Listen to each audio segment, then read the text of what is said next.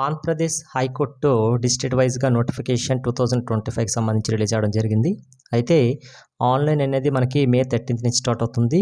Ending అనేది June 2వ తేదీతో ఎండింగ్ అవ్వడం జరుగుతుంది. ఓకే, అయితే అప్లై చేసేటప్పుడు కొందరికి కొన్ని డౌట్స్ ఉన్నాయి. అందులో కొన్ని నేను ఈరోజు రాశాను, అది చూద్దాం. ఫస్ట్ క్వశ్చన్ ఏంటంటే, ఒకరు ఎన్ని పోస్టులకి అప్లై చేయగలరు అంటే, ఒకరు మొత్తంగా 10 రకాల పోస్టులు రిలీజ్ అయినాయి కదా, అందులో ఎన్ని పోస్టులకి అప్లై చేయగలరు అనేసి కొందరు డౌట్ ఉంది.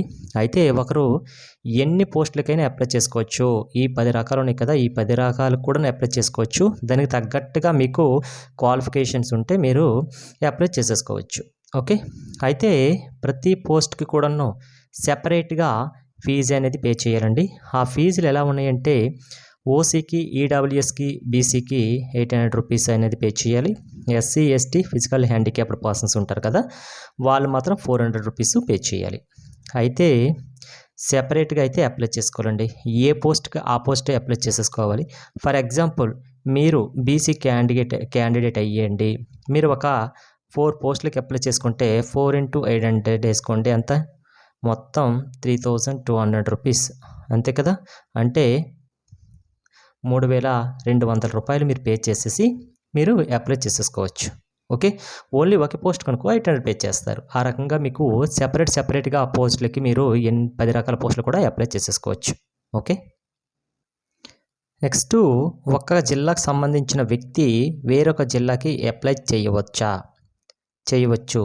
ఫర్ ఎగ్జాంపుల్, మనది విజయనగరం డిస్ట్రిక్ట్ అనుకోండి, మీరు వైజాగ్ డిస్ట్రిక్ట్ కూడా అప్లై చేసేసుకోవచ్చు, నో ప్రాబ్లం. కానీ మీరు అక్కడ అప్లై చేసుకుంటే వేరే డిస్ట్రిక్ట్కి మీరు నాన్ లోకల్ కేటగిరీ కింద కన్సిడర్ చేస్తారు, అది విషయం తెలిసిందే.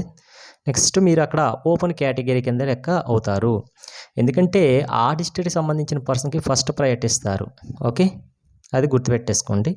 Next, qualification certificates provisional accept చేస్తారా అనేసి చాలామందికి డౌట్స్ అండి. అయితే చేస్తారండి, కానీ డాక్యుమెంట్ వెరిఫికేషన్ టైంలో ఒరిజినల్ డిగ్రీ సర్టిఫికేట్స్ ఉంటాయి కదా, ఓడిసి, అవి మాత్రమే మనం చూపించాలి. అలాగే మీరు ఒకవేళ 10th క్లాస్ క్వాలిఫికేషన్ మీద అప్లై చేసే జాబ్స్ అయితే 10th క్లాస్ ఒరిజినల్ ఉండాలి. అలాగే 7th మీద అప్లై చేస్తే 7thకి సంబంధించిన సర్టిఫికేట్స్ ఒరిజినల్ ఉండాలి. డిగ్రీ క్వాలిఫికేషన్ మీద అప్లై చేస్తే డిగ్రీ, ఇంటరు, 10th ఇవన్నీ కూడా మనకి ఒరిజినల్ సర్టిఫికేట్స్ మాత్రం డాక్యుమెంట్ వెరిఫికేషన్ టైంలో చూపించాలి. ఓకే, చాలామంది జిరాక్స్ కూడా అప్లై చేయొచ్చా అంటే, జిరాక్స్లు దయచేసి అప్లై చేయొద్దండి. ప్రస్తుతానికైతే ఆ ఇన్ఫర్మేషన్ ఏమీ ఇంకా రాలేదు. ఓకే, నెక్స్ట్, స్టడీ సర్టిఫికేట్స్ లేకపోతే ఏం చేయాలి? మనం లోకలా నాన్ లోకల్ అనేసి మనకి ఈ స్టడీ సర్టిఫికేట్స్ మాత్రమే డిసైడ్ చేస్తాయండి. మ్యాక్సిమం మీరు 4 years ఒకే డిస్ట్రిక్ట్లో చదువుకున్నట్లయితే మీరు లోకల్ క్యాండిడేట్ కింద కన్సిడర్ చేస్తారండి. మ్యాక్సిమము ఏం చెప్పాం, మ్యాక్సిమం 4 years ఒకే డిస్ట్రిక్ట్లో చేస్తే మీరు లోకల్ అండి. 4 కంటే తక్కువగా ఉంటే నాన్ లోకల్ కింద కన్సిడర్ చేస్తారు, ఇది గమనించండి. ఓకే, ఒకవేళ మీకు స్టడీ సర్టిఫికేట్ లేకపోతే దాని ప్లేస్లో రెసిడెన్స్ సర్టిఫికేట్స్ని అప్లోడ్ చేయండి. ఓకే, స్టడీ సర్టిఫికేట్ ప్లేస్లో ఇది ఎక్కడ ఇస్తారు? రెసిడెన్సీ సర్టిఫికేట్స్ అంటే మనకి ఎంఆర్ఓ ఆఫీస్లో మీరు అప్లై చేసుకుంటే ఇస్తారండి. ప్రాపర్ డాక్యుమెంట్స్ మీరు చూపించేస్తే మాత్రమే మీకు రెసిడెన్స్ సర్టిఫికేట్ని ఇష్యూ చేస్తారు, లేకపోతే ఇష్యూ చేయడానికి ప్రాబ్లం అయితే వస్తుంది, ఇది గమనించండి. నెక్స్ట్, క్యాస్ట్కి సంబంధించిన సర్టిఫికేట్స్ ఓల్డ్ వైనా యాక్సెప్ట్ చేస్తారా అని మనకు అడగడం జరుగుతుంది. చాలామంది కామెంట్ చేశారు. అయితే ఓల్డ్ కూడా యాక్సెప్ట్ చేస్తారండి. మ్యాక్సిమం మనకి 2014 జూన్ 2 తర్వాత మనకి సెపరేట్ స్టేట్ అనేది ఆంధ్ర, తెలంగాణ సెపరేట్ అయ్యాయి కాబట్టి 2014 తర్వాత అయితే యాక్సెప్ట్ చేస్తుందండి. కానీ మ్యాక్సిమం 5 years బిఫోర్ అయితే బెటర్ అండి, మనకి టైం ఉంది కాబట్టి. దయచేసి మీరు గమనించాల్సిన విషయం ఏంటంటే, మీరు న్యూది అప్లై చేసుకుంటే మనకి ఎటువంటి ప్రాబ్లం రాదండి. ఓల్డ్ది అన్నాం కదా, నేను చాలా ఓల్డ్ చేసిస్తే ప్రస్తుతానికైతే ఏ ప్రాబ్లం రాకపోవచ్చు, రానున్న రోజుల్లో ప్రాబ్లం వచ్చే అవకాశం ఉంటుంది. టైం ఉంది కాబట్టి మీ సచివాలయం అవ్వచ్చు, మీ సేవ అవ్వచ్చు, ఎక్కడైనా అప్లై చేసేసుకొని ఆ సర్టిఫికేట్స్ని అప్లోడ్ చేయండి, దయచేసి చెప్తున్నాను. ఓకే, నెక్స్ట్ మనం చూసుకున్నట్లయితే OBC very most and important. OBC NCL apply చేయకపోతే రిజెక్ట్ అవుతుందా అనేసి అడగడం జరుగుతుంది.